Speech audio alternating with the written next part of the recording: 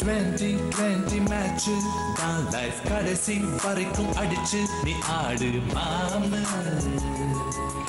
என் மாம வாழ்க்கை சொன்ன பேச்சை நீ கேளு எல்லாம் உனக்கு ஆகும் இது போதும் அது போதும்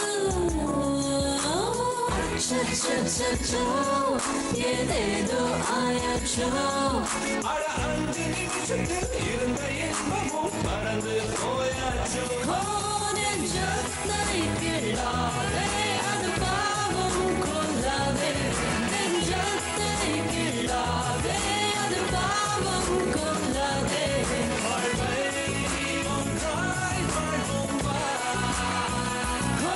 நெஞ்சத்தை கிள்ளாதே அது பாவம் கொள்ளாதே நெஞ்சத்தை கிள்ளாதே அது பாவம் கொள்ளாதே வாழ்வை ஒன்றாய் வாழ்வோம் வா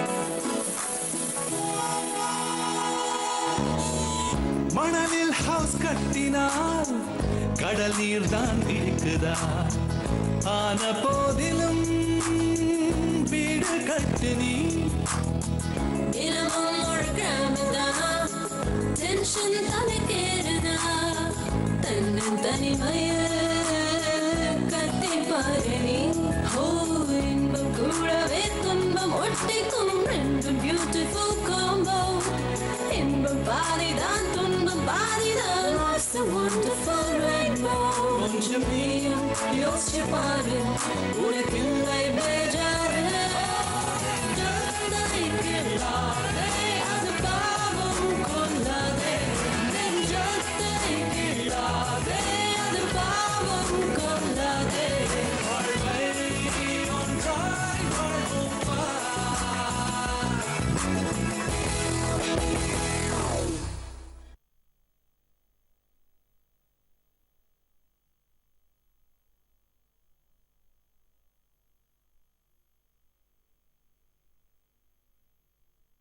சந்தியா, நீ இன்னும் சின்ன பொண்ணாவே இருக்கியே. ஆரம்பத்துல கல்யாணம் ஆன புதுசுல நீ இந்த மாதிரி சொல்லலாம். இதையே பழக்கமா வச்சுக்கிட்டேன்னு வைய, பேசாம உங்க அண்ணன் வீட்லயே போயிருன்னு அனுப்பிச்சிருவாங்க. நீங்க எப்படி கேட்டாலும் எந்த பாஷையில கேட்டாலும் நான் உங்களுக்கு கொடுக்க போறது வழக்கமான இந்த 100 ரூபாய் தான்.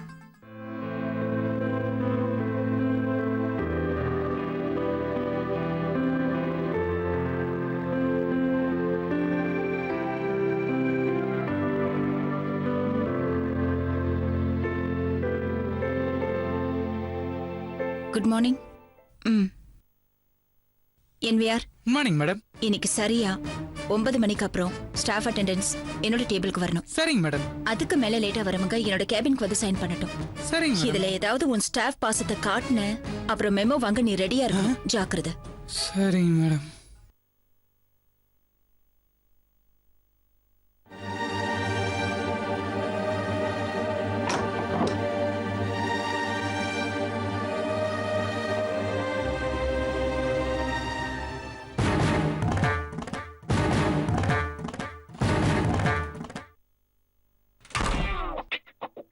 ஏய்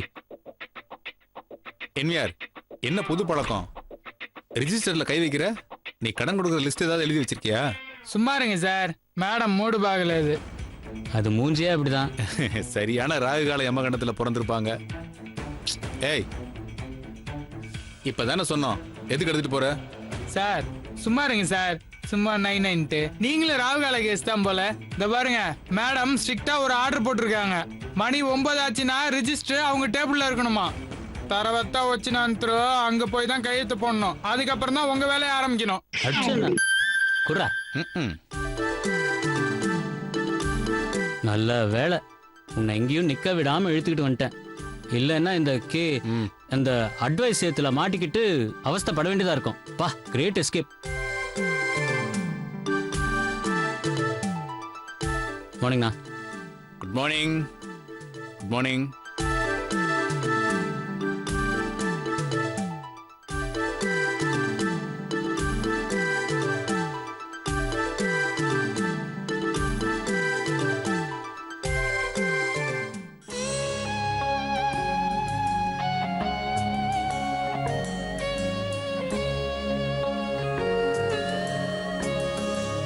என்ன ஸ்வீட்டா? ராத்திரி முழுக்க கூட இருந்தேன், அப்ப தரல, இப்ப வந்து கொடுக்குற. வாங்கிக்கங்க. இந்தாங்க மேம். என்ன சார் ஒரு பாயிண்ட் தனியா இருக்கு? மேடம்க்கு ஸ்பெஷலாவா? உங்க பாட்டிக்கு. போய் வேலையை பாரு. டேய், why this tension? Any news from the babe?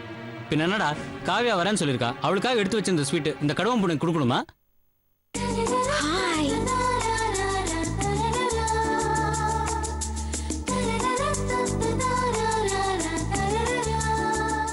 என்ன பேங்க் இவ்ளோ பளிச்சுன்னு பிரகாசமா இருக்கு? இது வரைக்கும் டல்லா தான் இருந்துச்சு. அதான் நீங்க வந்துட்டீங்களே, பளபளன்னு ஆயிடுச்சு. இந்த வாஷிங் டிட்டர்ஜென்ட் அட்வர்டைஸ்மெண்ட் மாதிரி உங்க வாக் சூப்பருங்க. நான் வேணா இன்னொரு தடவை கேட் வாக் பண்ணிட்டு வரேன். ஐயோ வேணாங்க, இந்த வாக்கே ரொம்ப நாள் தாங்கும். இன்னொரு வாக்கா? வேண்டாம் வேண்டாம். இந்த சுடிதார் டிசைன் உங்களுக்கு பெர்ஃபெக்ட்டா இருக்கு. ஏதாவது விசேஷமா? நத்திங். உங்களை பார்க்க வந்ததுதான் விசேஷம்.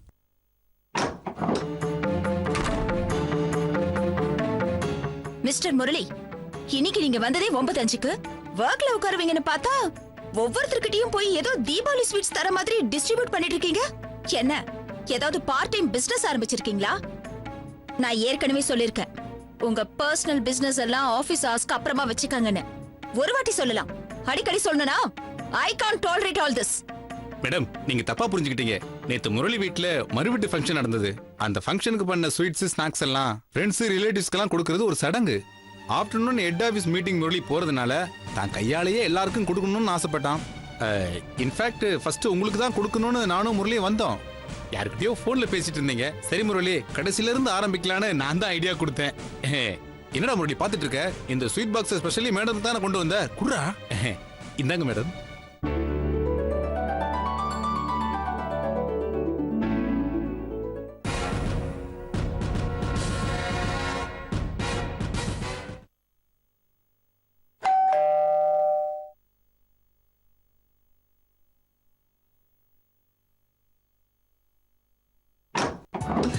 வாங்க வாங்க. எப்படி இருக்கீங்க? நல்லா இருக்கேன். நீங்க எப்படி இருக்கீங்க? நல்லா இருக்கேன். உட்காருங்க. எப்படி வீடு கரெக்டா கண்டுபிடிச்சீங்க? ஈஸியா இருந்ததா? இங்க பக்கத்துல தான் என் நாத்தனார் வீடு இருக்கு, அதனால கொஞ்சம் ஈஸியா கண்டுபிடிச்சிட்டேன். வீட்டை நல்லா வச்சிருக்கீங்களே. வாங்கி எத்தனை வருஷம் ஆச்சு? இது வாடகை வீடு தாங்க. இன்னும் சொந்தமா வீடு வாங்குற அளவுக்கு வரல. அதுக்கெல்லாம் ஒரு குடுப்பனை வேணும்ல. அப்படிலாம் ஒண்ணு இல்லைங்க, எல்லா கால நேரம் வரும்போது தானா அமையுங்க. ஆமா, உங்க வீட்டுக்காரர் எங்க வேலை செய்யறாரு? ஸ்டேட் கவர்மெண்ட்ல சீனியர் கிளர்க்கா இருக்காரு. உங்க ஹஸ்பண்ட்? ஆரம்பத்துல பிரைவேட் கம்பெனில வேலை பார்த்துட்டு இருந்தாரு. இப்ப தனியா சொந்தமா பிசினஸ் பண்ணிட்டு இருக்காரு. பிசினஸா? நல்ல வருமானம் வருதா? ஏதோ நல்லபடியா போயிட்டு இருக்குங்க. இவரையும் அந்த ஒண்ணுத்துக்காக அந்த வேலையை விட்டுட்டு பிசினஸ் ஏதாவது பண்ண சொல்லலாம். இவரு அதுக்கெல்லாம் சரிப்பட்டு வர மாட்டாரு. என்ன யோசிக்கிறீங்க?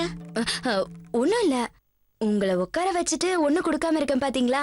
என்ன சாப்பிடுறீங்க? அதெல்லாம் ஒண்ணு வேணாம். நான் வந்த விஷயம் நல்லபடியா முடியட்டும். நான் உங்க வீட்ல விருந்தே சாப்பிடுறேன். கண்டிப்பா முடியுங்க. ஆமா, பொண்ணுக்கு என்ன வயசாச்சு? பொண்ணுக்கு 30 வயசு ஆகுதுங்க. ஏங்க, பொண்ணு நல்லா இருக்கும்னு சொல்றீங்க, வசதியான இடம்னு சொல்றீங்க. அப்புறம் ஏன் அந்த பொண்ணுக்கு கல்யாணம் தள்ளி போச்சு? வேற ஏதாவது பிரச்சனையா? ஐயோ, அதெல்லாம் ஒண்ணு இல்லைங்க. ஜாதகத்துல பொண்ணுக்கு குழந்தை பிறக்கிறதுக்கு லேட் ஆகுமா, அதனாலதான் வந்த வரலாம் தள்ளி போயிடுச்சு.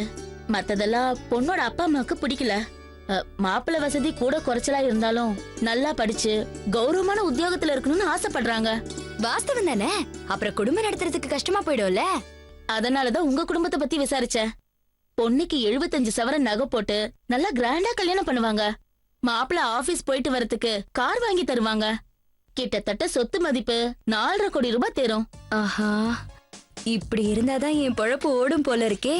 நான் கடவுளை கும்பிட்டது வீண் போகல. அண்ணன் நல்ல வசதி ஆயிடுவாரு. நம்மளும் செட்டில் ஆயிடலாம் போல இருக்கே. என்ன பிருந்தா, என்ன யோசனை பண்றீங்க? புத்திர பாக்கி தள்ளி போகணும்னால சரியா வருமானு யோசனை பண்றீங்களா? இல்ல இல்ல, அண்ணனோட ஜாதகத்தை நான் பாத்திருக்கேன். ரொம்ப பவர்ஃபுல் ஜாதகம். உங்க பொண்ணோட குறையெல்லாம் ஒண்ணும் இல்லாம பண்ணிடும். பொண்ணோட ஜாதகத்தை எடுத்துட்டு வந்திருக்கேன், நீங்களும் பொருத்தம் பாருங்க.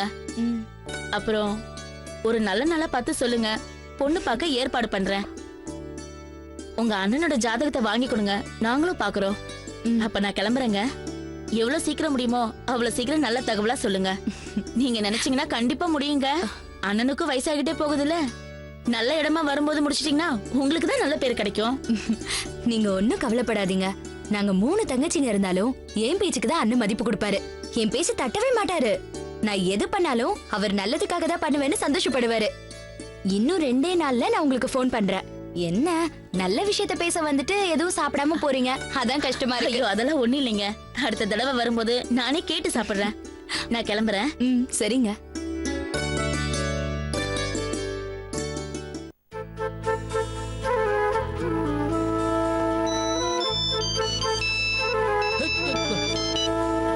ஹலோ. ஹலோ சார், நாங்கள் அனாதாசிரமத்துலேருந்து ஃபோன் பண்ணுறோம் சார். அனாதை குழந்தைங்களுக்கு டொனேஷன் பண்ணுற ஐடியா இருக்கா? சார், எனக்கே கொஞ்சம் டொனேஷன் தேவைப்படுது. ஒரு 10,000 அனுப்புறீங்களா?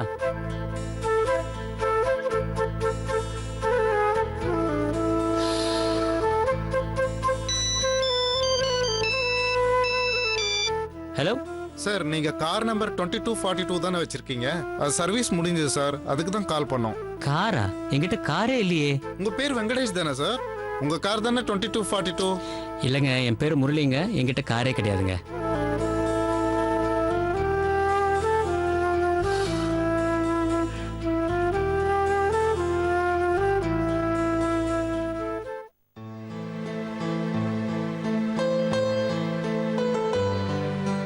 என்ன முரளி, ஏதாவது ப்ராப்ளமா? இம்பார்ட்டன்ட் கால்க்காக வெயிட் பண்றியா? இல்லையே. இல்ல, ஃபோன் வந்த உடனே பாஞ்சு எடுக்கிற. பெல் அடிக்கிறப்பெல்லாம் உன் லேப்டாப் எகிருது. வேண்டாத கால் வந்தா உன் மூஞ்சி 40 வாட்ஸ் பல்பு பீஸ் ஆன மாதிரி மாறுது. உனக்கு போர் அடிச்சா தேவையில்லாதெல்லாம் கற்பனை பண்ணிட்டு இருப்பியா? டேய், நான் பார்த்துட்டு தான்டா இருக்கிறேன். இருக்காதரா மச்சான், பிரசவத்துக்கு ஆட்டோ இலவசங்கிற மாதிரி காதலுக்காக உதவுறதும் ஃப்ரெண்ட்ஸ் தான், உதவாங்கிறதும் ஃப்ரெண்ட்ஸ் தான். ஆனா சட்டுன்னு உன் ஃபேஸ்ல ரியாக்ஷனை பாக்குறப்ப அது நம்ம தமிழ் பட ஹீரோ கூட வராது. டேய், என்கிட்ட நீ தர்மடி வாங்க போற? ஓகே ஓகே, விஷயத்துக்கு வா. காவியா போனுக்கு தான் வெயிட் பண்ற. என் மூஞ்ச பார்த்து சொல்லு.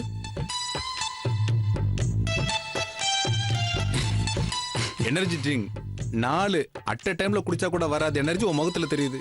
மீட் பண்ற பிளான் ஏதாவது இருக்கா? ஃபோன் பண்றேன்னு சொன்னா. ஏண்டா, ஃபோன் பண்றேன்னு சொன்னா அந்த காலம் மாதிரி லேண்ட்லைனை நம்பி இருக்க?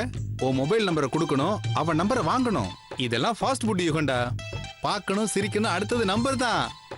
நீ என்னடானா 80 ஸ்கூட்டர் மாதிரி சாச்சி சாச்சி ஸ்டார்ட் பண்றியே. இப்ப வந்திருக்கிற லேட்டஸ்ட் ஸ்கூட்டர் மாதிரி ஆக்டிவா இருக்கணும் தம்பி. எங்க அந்த கடுவம் பொண்ணை தான் சொதப்பிடிச்சே. இன்னைக்கு அந்த ஸ்வீட்டு கொடுத்து ஃபோன் நம்பரை எக்ஸ்சேஞ்ச் பண்ணலான்னு பார்த்தேன். ஆனா அது ஒரு கத்துச்சு. இதுக்கு பயம் வந்து ஃபோன் பண்றேன்னு சைக்கிளை சொல்லிட்டு ஓடிச்சு. ஏண்டா, சுனாமி வரும்போது தான் குல்ஃபி சாப்பிடணும்னு நினைப்பியா? உன் மனசை தொட்டு சொல்லு, எத்தனை தடவை உனக்கு சான்ஸ் கிடைச்சது? ஃபர்ஸ்ட் டைம் 1000 ரூபாய் கொடுத்தல, அப்ப கேட்டிருக்கலாம். அதை விடு. ஃபர்ஸ்ட் டைம் டீசென்சி பார்த்து ஜென்டில்மேனா நடந்துக்கிட்ட. இப்ப ரீசெண்டா 5000 ரூபாய் கடன் கொடுத்தியே, அப்ப கேட்டிருக்கலாம். இல்ல, உன் வீட்டுக்கே வந்தால அப்ப எப்படியும் வாசல் வரைக்கும் வந்து வழி அனுப்பியிருப்பல்ல, அங்க கேட்டிருக்கலாம். எனக்கும் தோணும்டா, இங்க வரைக்கும் வரும். ஆனா என்னமோ தடுக்கும். அபிராமி அபிராமி பெரிய குணா கமல். டேய், காதல் ஒர்க் அவுட் ஆக மெயின் பாயிண்ட் போன் தான். சாப்பிட்டியா, தூங்குனியா, பிரஷ் பண்ணியா, take care, thinking of you, missing your smile, இப்படி ஃபீலிங்கா முக்கிய எஸ்எம்எஸ் அனுப்புறது, ராத்திரியில கொட்ட கொட்ட முழிச்சிருந்து கடலை போடுறது, அவ வாய்ஸே மியூசிக்னு நிமிஷத்துக்கு ஒரு எஸ் சொல்றது, இதெல்லாம் அந்த கேவலமான மூஞ்ச பார்த்து சொல்ல முடியாது. இப்ப சுமாரா இருக்கிற ஃபிகரை தேவதை மாதிரி அழகா இருக்கன்னு நேர்ல சொல்ல முடியுமா? மனசாட்சி உறுத்தும். இதே போன்ல காஜல் அகர்வால் மாதிரி இருக்குன்னு சும்மா அடிச்சு விடலாம். நீ இன்னும் இந்த கோடீஸ்வர முத்திரை யூஸ் பண்ணாம இருக்கியாப்பா? காஜல் அகர்வால் மாதிரி இருக்குன்னு சும்மா அடிச்சு விடலாம். நீ இன்னும் இந்த கோடீஸ்வர முத்திரை யூஸ் பண்ணாம இருக்கியாப்பா? அப்ப காவியா நம்ம மொக்க ஃபிகரா? சேச்சா, நான் அப்படி சொல்லலடா. லவ்ல விழுந்தவனுக்கு அவன் ஃபிகர் சூப்பர் ஃபிகர்ரா. டேய், சரி சரி, பேக் எடுத்து வா, போலாம். ஆபீஸ மூடிட போறாங்க. வாட்ச்மேன் வேற தண்ணி வண்டி, அப்புறம் ஏதாவது சிக்கலா இட போகுது. வா போலாம். அப்படியே ஒரு டீயும் வடையும் சாப்பிட்டு தெம்பா பேசலாம். வா போலாம். வா, சீக்கிரம் வா. வா.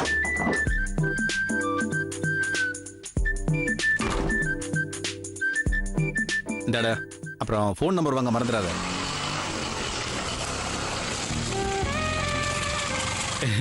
பரவாயில்லடா, உன் நல்ல மனசுக்கு சொதப்புனாலும் ஒர்க் அவுட் ஆகுது. நம்ம பைக்ல போ, கூப்பிட்டு போய் ஐஸ்கிரீம் பாருக்கு, காஃபி ஷாப்லாம் கூப்பிட்டு போய் சும்மா கலக்கு. சாப்பிட்டுட்டு இருக்கும் போதே உன் காதல சொல்லிடு.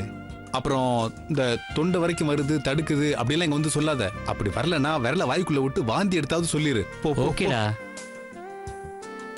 தேங்க்ஸ்டா. ஹே, தேங்க்ஸ் மட்டும் பத்தாது, டேங்க ஃபில் பண்ணிடு, புரியுதா? ம், சரிடா.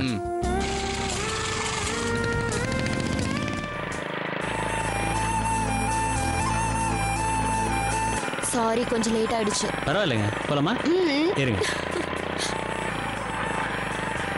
போலாமான்னு கேட்ட உடனே சரின்னுட்டீங்க, எங்கேன்னு கூட கேட்கலையே. நீங்க கூப்பிட்டா இந்த உலகத்தோட மறுபக்கத்துக்கே வருவேன். சரி, ரிவர்வியூ மிரரை பார்த்தது போதும், வண்டி எடுங்க.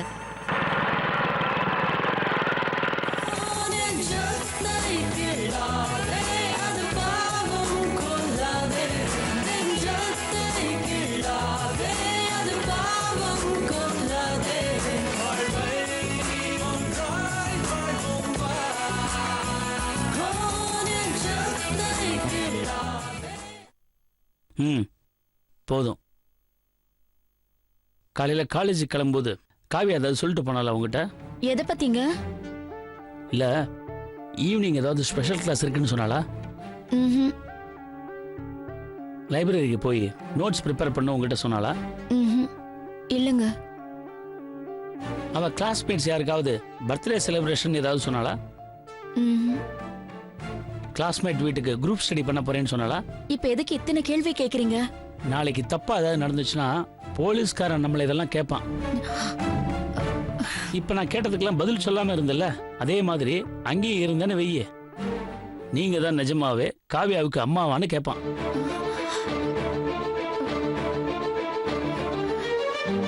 நீ மட்டும் இல்ல, இன்னைக்கு நாட்டுல பல பேரண்ட்ஸ் இப்படிதான் இருக்காங்க. பசங்களை காலேஜுக்கு அனுப்பிட்டா நம்ம கடமை முடிஞ்சிருச்சுன்னு நினைக்கிறாங்க. எங்க போறாங்க, எங்க வராங்க, என்ன படிக்கிறாங்கன்னு எந்த தெளிவான பதிலுமே எந்த பேரண்ட்ஸ்டும் கிடையாது. இப்ப நம்ம பண்ணே எடுத்துக்கோ, மணி என்ன 9 ஆகுது, 5 மணிக்கு காலேஜ் முடிஞ்சிருச்சு. தவழ்ந்து வந்தா கூட 2 மணி நேரத்துல வந்துடலாம். வண்டியில போனா பாதுகாப்பு இல்லைன்னு தான் காலேஜ் பஸ்ல அனுப்புறோம். எதுக்கு? நேரத்துக்கு வீட்டுக்கு காலேஜுக்கு வரணும் போகணும் தானே. ஆனா நிஜமா என்ன நடக்குது? இதெல்லாம் ஒரு எக்ஸ்ட்ரா கம்ஃபர்ட் அவங்களுக்கு. அடுத்து செல்போன் வித் லேட்டஸ்ட் டெக்னாலஜியோட. எதுக்கு? பெட்ல படுத்துட்டு பொழுது போக்குறதுக்கு. அவ ரூம் கதவை எப்ப திறந்து பார்த்தாலும் புத்தகம் கையில இருக்கிறத விட செல்போன் தான் ஜாஸ்தியா இருக்கு.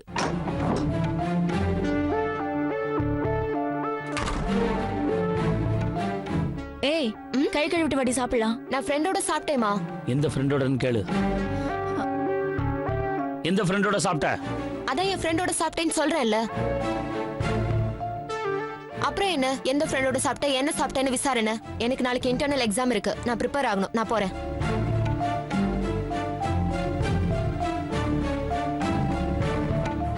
பார்த்தல்ல, அவ சரியில்லை, அவ சரியில்லை. மனசுல போய் சொல்றங்கிற குற்ற உணர்ச்சி இருக்கிறதுனால என்ன நேருக்கு நேரு பார்க்காம ஏதோ சாக்கு போக்கு சொல்லிட்டு போறா. தோளுக்கு மேல வளர்ந்த பொண்ணாச்சேன்னு பாக்குறேன். எனக்குன்னு ஒரு பேர் இருக்கு, அதை காப்பாற்ற வேணாம். அட்லீஸ்ட் அதை கெடுக்காமையாவது இருக்கலாம்ல. இந்த மாதிரி அங்க போனேன் இங்க போனேன்னு லேட்டா வர்றதெல்லாம் எனக்கு சுத்தமா பிடிக்கல. சொல்லிட்டேன், படிப்பை தவிர அவ வேற என்ன பண்றதா இருந்தாலும் இந்த வீட்டை நினைச்சு பார்த்துட்டு பண்ண சொல்லு. ஆமா,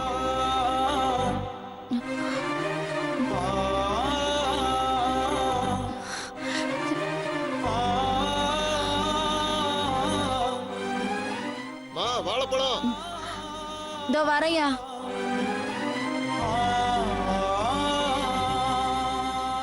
ரொம்ப காயா இருக்கேன். இதை எடுத்துக்கோமா. இது 65 ரூபா. சரி கொடு. இங்கே இரு, பணம் எடுத்துட்டு வரேன். என்ன? சில்லறையா கொடுங்கம்மா. சரி.